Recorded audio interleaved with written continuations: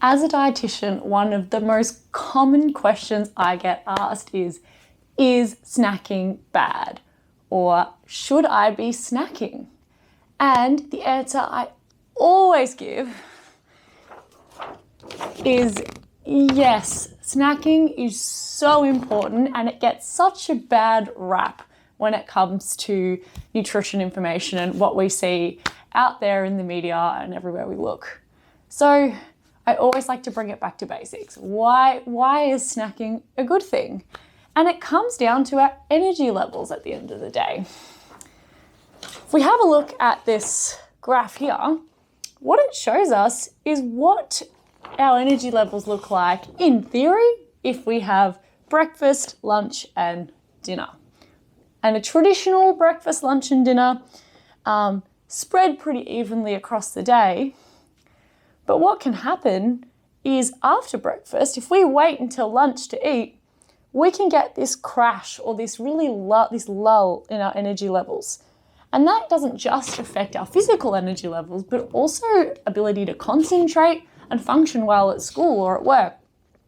So that's why, if you think back to primary school for a lot of people, morning snack or recess was really important and everyone did it. And when you got home from school, a lot of us had an after-school snack at around 3, 4 o'clock. So a lot of us would have functioned pretty well and our body would have been pretty hungry at those times back in the day because that's what our body was used to. So a lot of the time when we're not in primary school anymore, our appetite hormones can adjust when we choose to not eat as regularly because we've got a busy life or we're feeling really fatigued or we have chronic illness. And our sleep schedule is very different.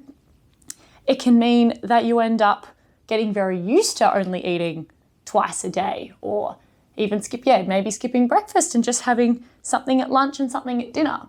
And yes, that can become normal appetite-wise, but what happens is we're really doing a bit of an injustice to our energy levels and we're almost just getting used to it.